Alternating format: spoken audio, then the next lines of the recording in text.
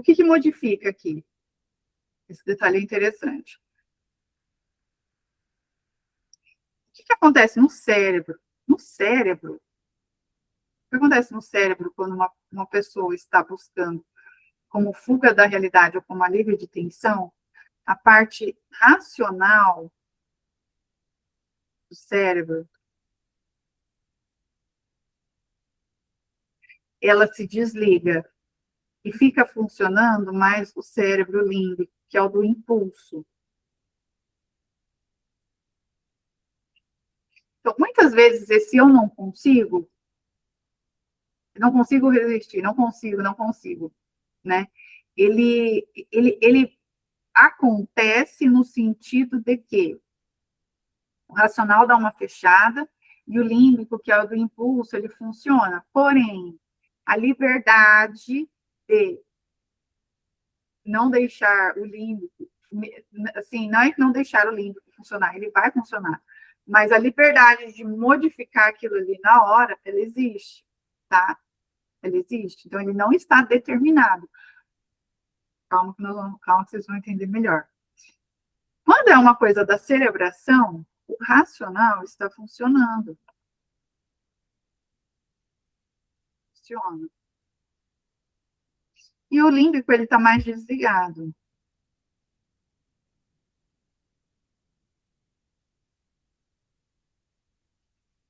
Então, o racional funciona, a pessoa consegue falar, não, eu vou tomar um copo, ou beber sei lá, vou comer um brigadeiro, vou comer um pedaço de bolo, vou comer um negócio.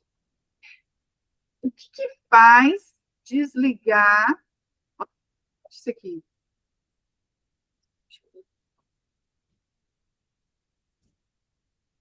O que faz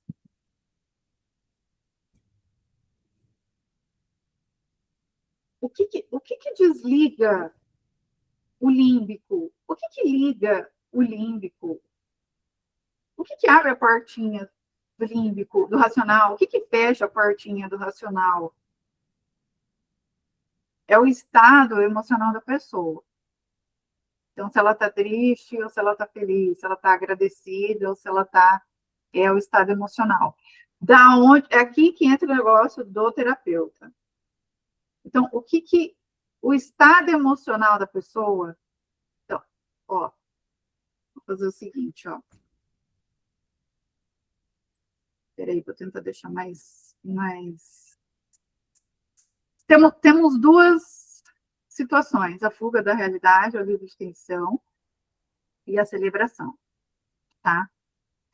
O que acontece na fuga da realidade, alívio de tensão? O racional para e o límbico, impulso está agindo. O que não significa que a pessoa é determinada. Ela não foi determinada biologicamente a estar comendo o brigadeiro. Porque ela pode, como vou falar para vocês agora, como que ela pode fazer essa mudança na hora, tá?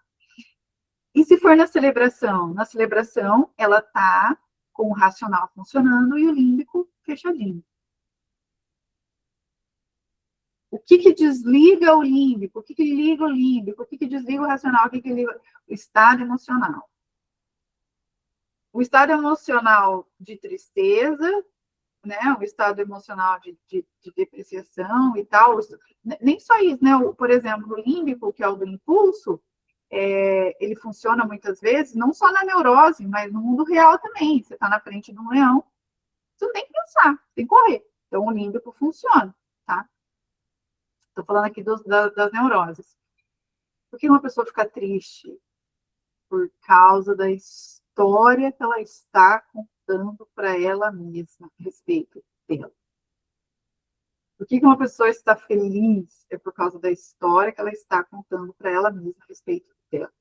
Então, assim, ó, tanto na fuga quanto na celebração, tem um eu mereço.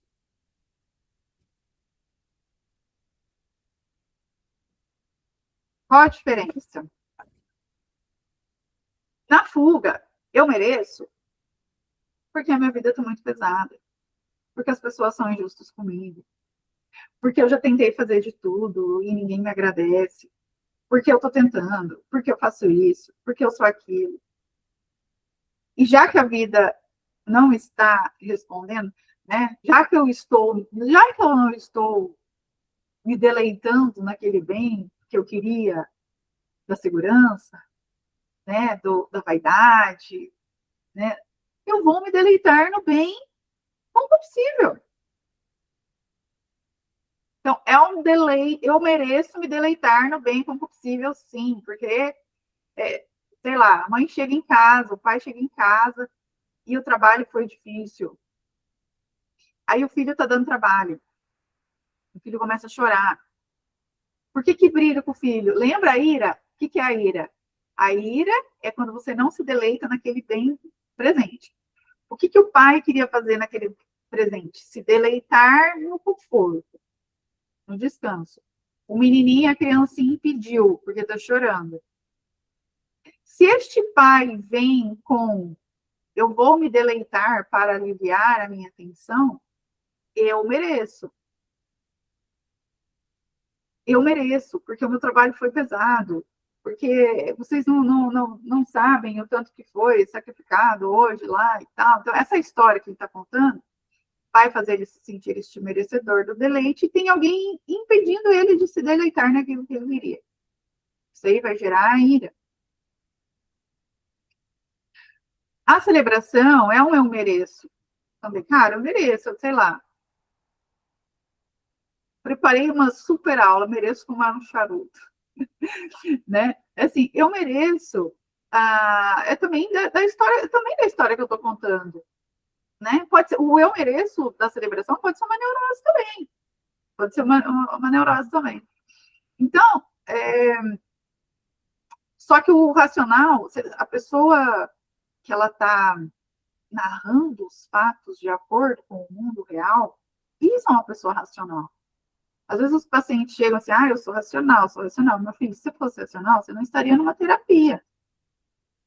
Ser racional é dar proporção às coisas. Como que a gente dá proporção? Através da história que a gente conta. Lembra que o ser humano pega sons e imagens, sons e imagens. Então, é através da história. Então, como é que a gente corrige a bula de um paciente? É corrigindo essa história que ele está contando, porque a história vai influenciar em como ele se sente. Uma história pode me deixar agradecido, uma história pode me deixar me sentindo injusto. A história que Marx contou faz as pessoas se sentirem injustas, injustiçadas, injustiçadas. A história dos santos faz a gente se sentir imensamente grato, não tem como eu agradecer mais. Então, entra essa coisa da narrativa. E aqui a pessoa, né, no eu mereço, ela vai buscar como possível.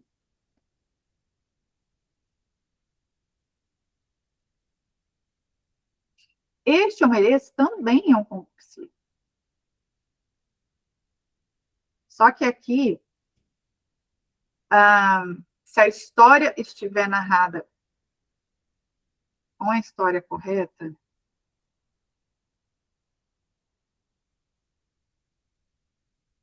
com a história narrada de acordo com a realidade, vai existir uma ordem. Será que eu mereço tanto assim mesmo? Será que realmente a minha vida está tão injusta assim mesmo? Aí a pessoa começa a ter uma ordem. Com a história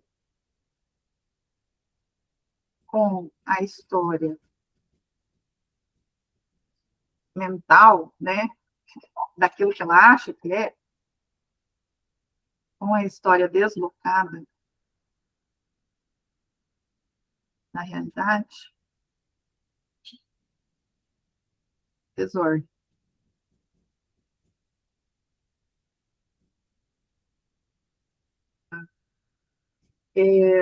É daí que vem os vícios. Sempre ali, o negócio da história mesmo. Aí, então, quais são os problemas que podem acontecer? Né? Vamos lá. Esta alma, que está recebendo o tempo inteiro estímulos, imagens e sons, que tenho a potência de usar a minha narrativa, a minha inteligência, a minha vontade e tal, não sei o quê. De tudo isso, aqui dentro está a inteligência, está a vontade, está o irascível, está o concupiscível, não sei o quê. Daqui, o que sai de mim? Saem narrativas.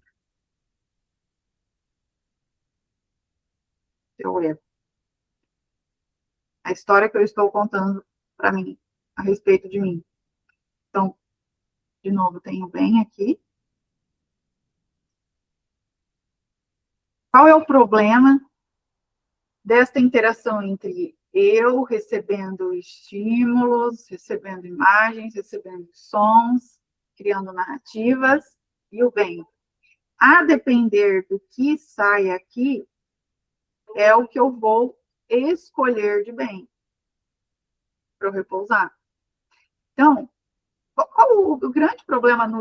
O problema dos bens é o seguinte.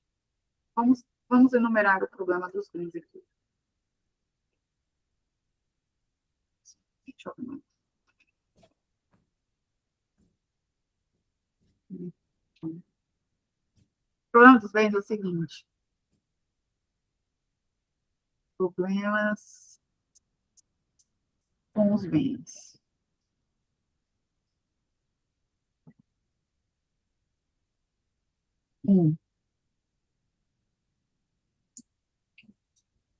Não tem imaginário para saber que existem outros bens.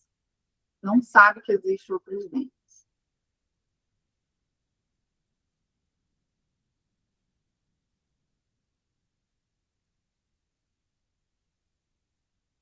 Então, na cabeça da pessoa, só tem aquele bem. Cara, eu só vou ser feliz se eu me casar com alguém. Solteiro ou não vou ser feliz. Só tem aquilo.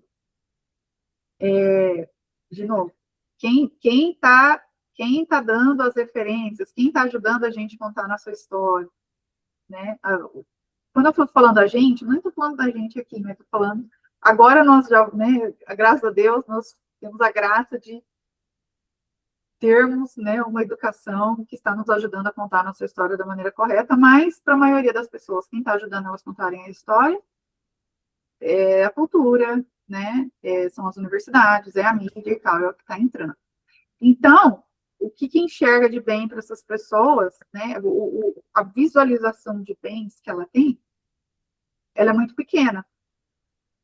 Então, na realidade, existem vários bens e elas estão enxergando, né, só aquilo lá, só o governo, né, só se eu tiver picanha, só se tiver isso aqui. Então, não tem o imaginário. Né? Um outro problema do bem é ele ter um apego.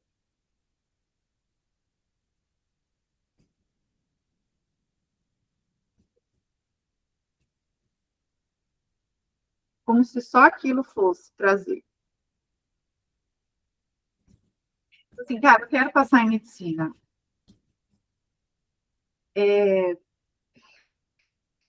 Algumas pessoas, elas você já deve ter conhecido gente que queria medicina, aí não conseguiu passar, daí foi fazer fisioterapia ou foi fazer enfermagem, alguma coisa assim, né?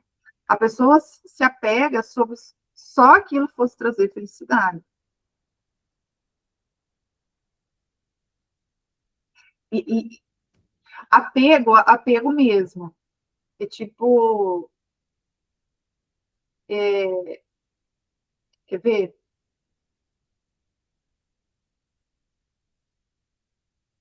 Normalmente o que as pessoas estão, mulher está sempre casada, assim, é um negócio de casamento, mas a grande neurose que sempre vai, vocês vão encontrar muito nos consultórios, talvez vocês estejam vendo isso na vida de vocês, é a questão mesmo do dinheiro, do dinheiro do casamento. É o que acabam movendo, nem vou colocar casamento, as pessoas não estão mais desejando tanto casamento, mas elas estão vendo relacionamento. Olha só, se você gostou desse tipo de conteúdo e quer saber mais informações sobre como funciona a Academia Aperum de Psicoterapia Clássica, clica aqui nesse link que a minha equipe te chama para a gente conversar.